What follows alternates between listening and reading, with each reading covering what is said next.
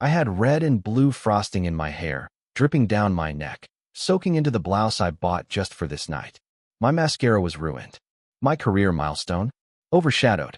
My birthday, hijacked. My trust, violated.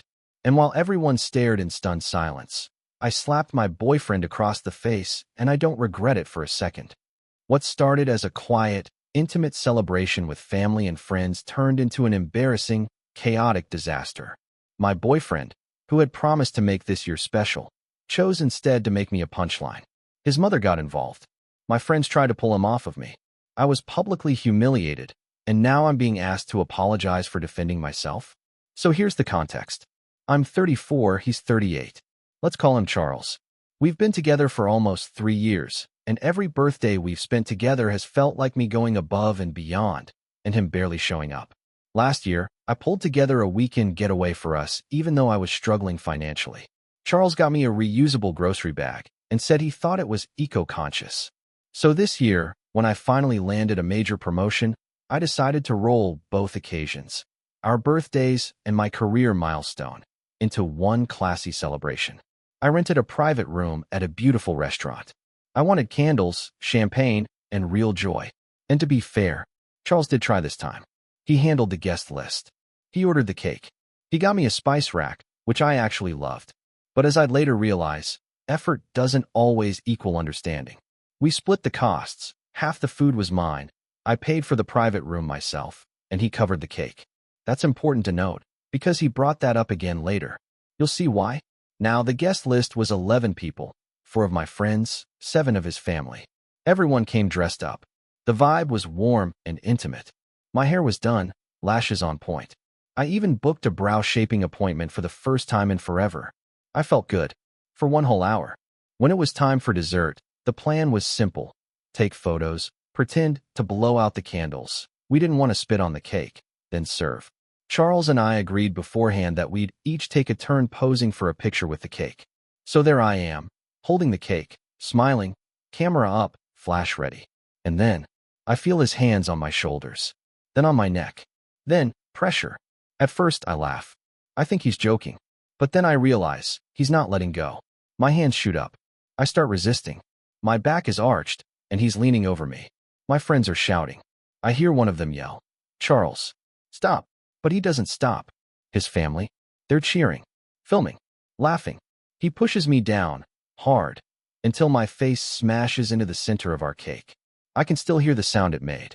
Muffled, wet, humiliating, frosting up my nose. I gasp. I can't even breathe. He pulls back and smears a chunk of red and blue icing into my hair like it's a joke. He reaches for more. That's when I slap him. Right there, in front of everyone. I didn't even hesitate. His mother screamed. One of my friends got into a shouting match with his uncle.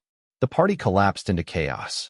I stood there, shaking, covered in sugar and shame, trying to hold on to the one thing that mattered, my dignity.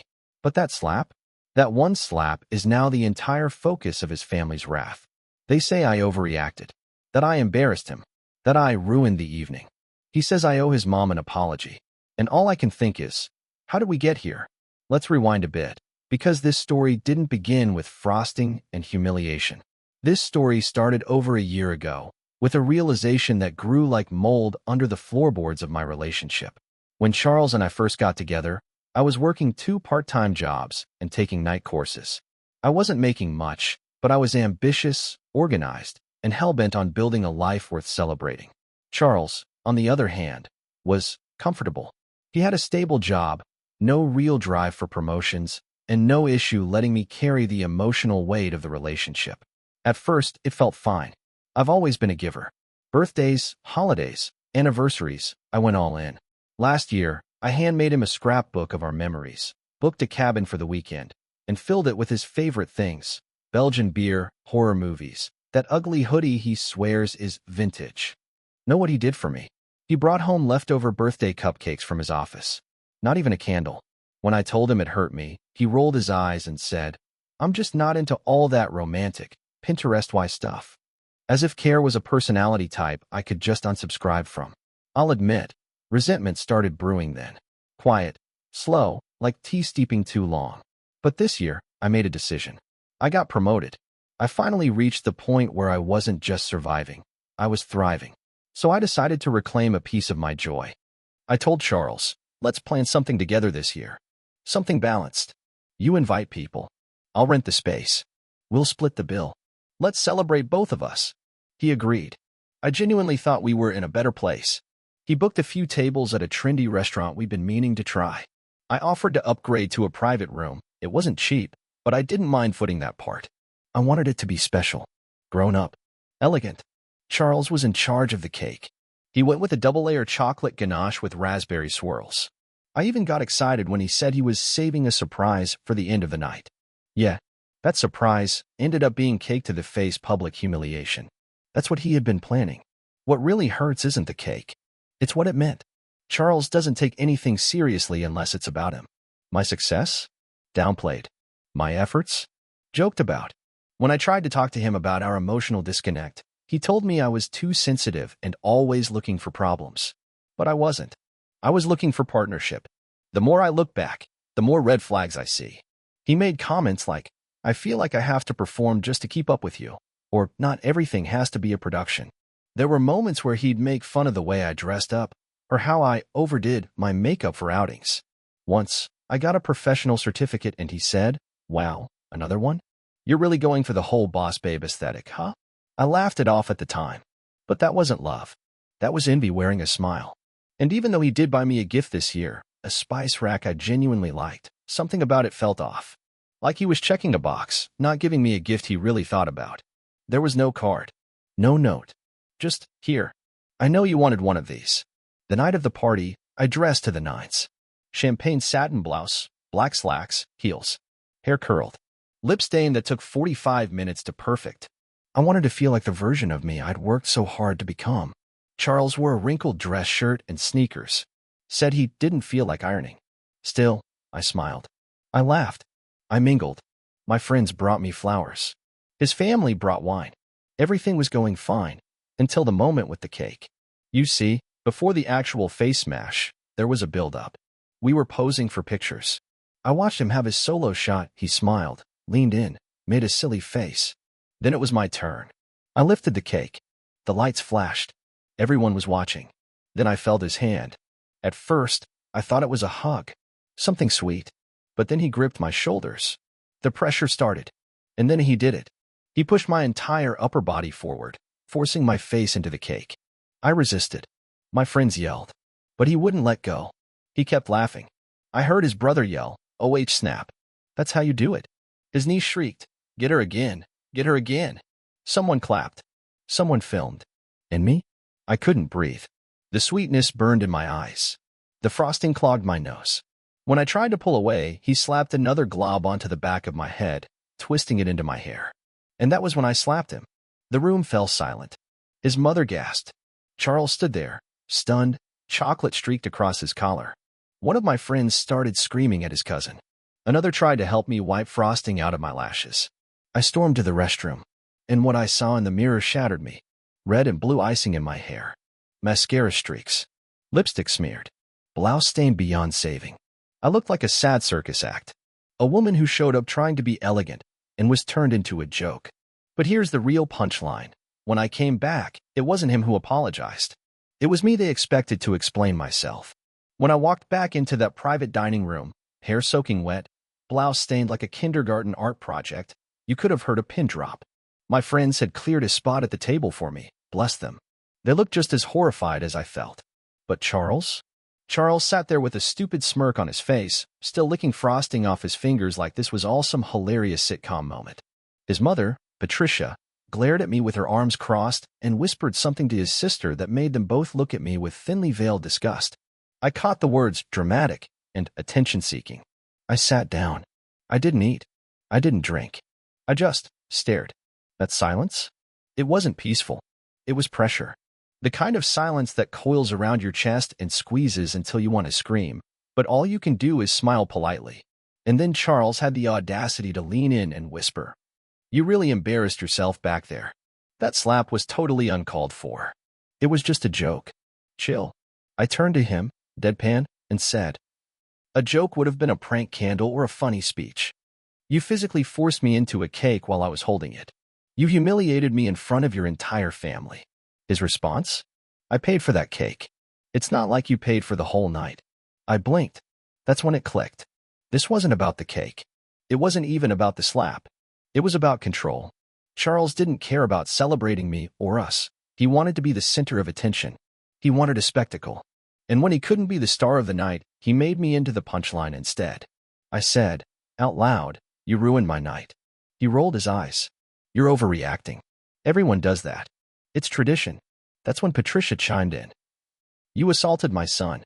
On his birthday. In front of his family. That was completely out of line. My friend Lisa, God bless her, all 5 feet 2 inches of fire, shot up and shouted. He shoved her face into a cake and then tried to do it again. What is wrong with you people? Patricia stood up like she was ready to fight. Lisa stood taller. And suddenly the room turned into a mini courtroom, half the table on my side, the other side whispering and frowning at me like I was the villain. I was tired. I was sticky.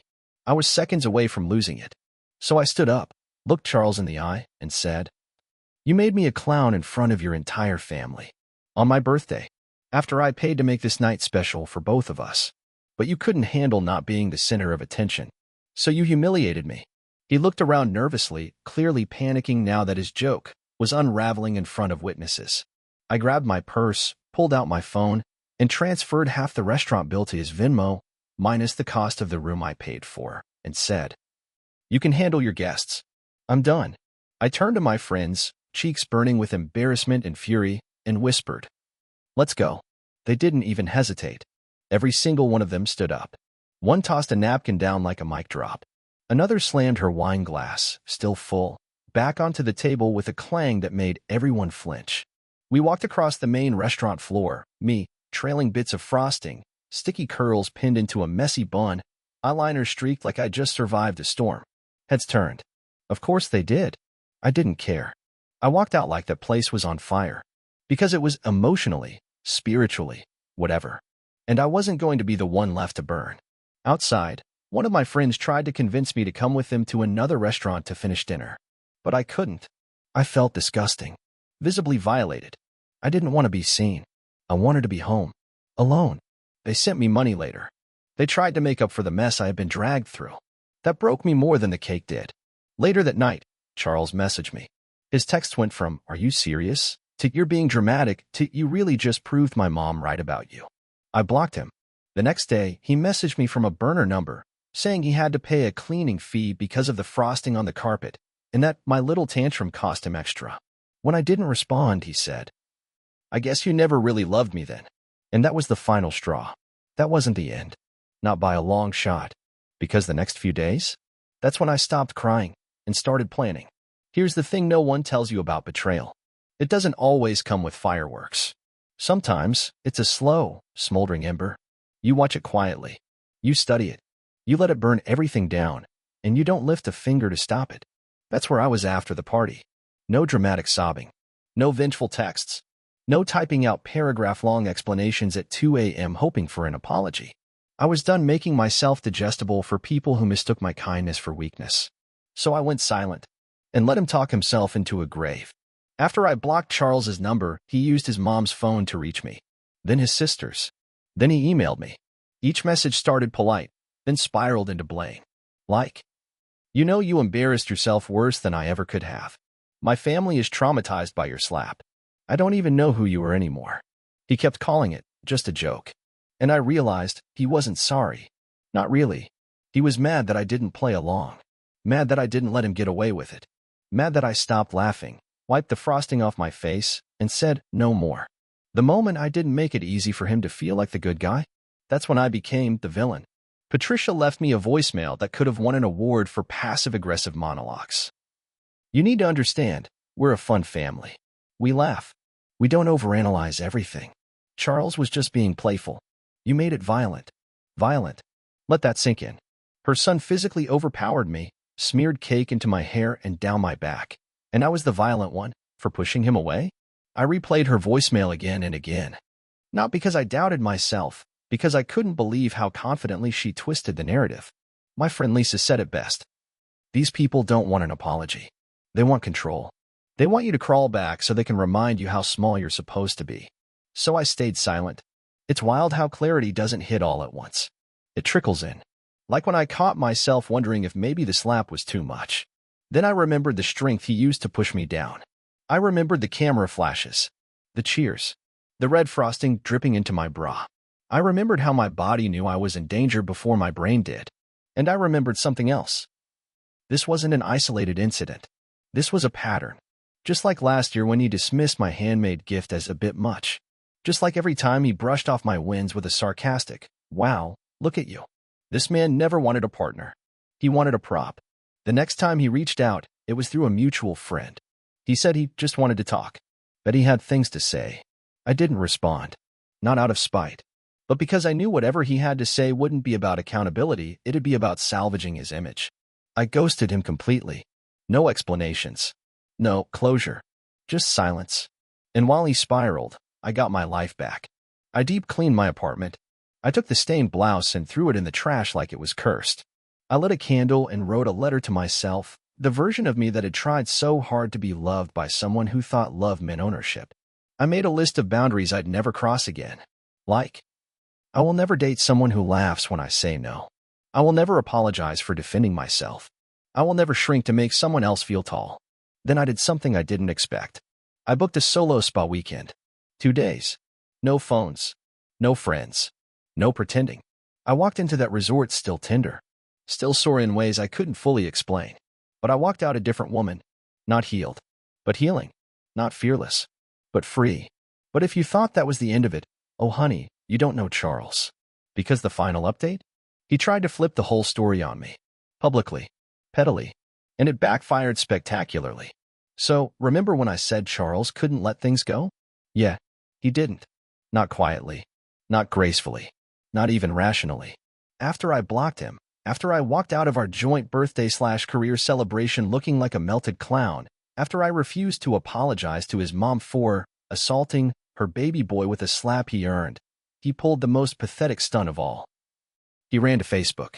He made this dramatic, vague book post. You know the type. White font on a black background. All lowercase. Like he's trying to be poetic. It said, "Crazy how one slap can show you everything you need to know about a person." Cue the likes from his mom, his cousin with the pyramid scheme, and that one guy from his gym who still says, "alpha male," unironically. Then came the comments. "What happened, bro? She did that in front of your family? WDF? Some women can't take a joke, SMH. He replied with 100 points and facts in the ever-so-brave inbox me. I stayed silent. I wanted to respond. I wanted to unleash the fury of 1,000 frosting-smeared goddesses and say, "No, Charles. The real joke is that I ever saw you as a man." But I didn't. Because here's the kicker. My friends handled it for me. One of them screen-recorded the entire post. She sent it to our group chat with a message that said, "Permission to end this man?" I said nothing. Because I knew what was coming. Within an hour, my friend Lisa dropped a comment that read, "You mean when you physically overpowered your girlfriend in front of your family for laughs, and then got surprised she didn't appreciate being force-fed cake through her nose? Just checking which version of truth we're going with today." Followed by a video still of me covered in red and blue frosting, visibly crying, while his uncle claps in the background like it's a damn circus act. The comment section imploded. Suddenly, the tone shifted. Wait, what actually happened? You did a cake smash? Aren't y'all like 35? I thought this was a breakup over cheating or something. Not a toddler tantrum from a grown man. Charles deleted the post, then made another. Y'all don't know the full story. It was supposed to be a harmless joke. And my favorite response? So was the Titanic, bro. Patricia, his mom, tried to salvage it. She commented on Lisa's profile with, "You're just trying to stir the pot. My son was trying to be playful." Lisa responded with a screenshot of my ruined blouse with the caption, $89. Professional blouse. Dry clean only. That playful enough for you, Patricia? After that, they both blocked Lisa. Another friend chimed in with a comment that simply said, "If harmless ends with someone crying in a bathroom, maybe you missed the mark." One by one, his little support group evaporated. Charles tried to save face, but he was doing the social media version of treading water in a lead jacket. Meanwhile, I posted nothing. Just a selfie a week later, glass of champagne in hand, in a velvet dress, captioned, "Finally celebrating the birthday I deserved." Shortcake sparkles. No hashtags. No explanations. The comments were a sea of heart emojis, fire emojis, and you look stunning, babe. Charles definitely saw it. And that was enough. People keep asking me if I regret the slap. No. I regret trusting a man who thought making me into a viral moment for his family was more important than preserving my dignity. I regret spending years believing that doing just one more nice thing would get him to see my worth. But the slap? That was the first time I stood up for myself in front of the people who needed to see it most. And no, it wasn't violent. It was the exclamation point on the sentence I should have ended long ago. I haven't heard from Charles since. Not directly. I heard through a mutual friend that he's been feeling down, that he's not really dating, and that he still thinks I overreacted. That's fine. Let him sit in that. I've moved on. I booked a trip to Italy. I started saying yes to things I used to cancel just to stay home with him. I started sleeping better, laughing louder, trusting myself again. The only thing I still carry from that night is the lesson. If someone ever tries to make you the joke, the fool, or the emotional punching bag for laughs, you do not owe them grace. You owe them distance. You owe yourself respect. Because at the end of the day, some people smash cakes. Others build tables. Be the one people want to sit beside, not the one they dread handing the knife to.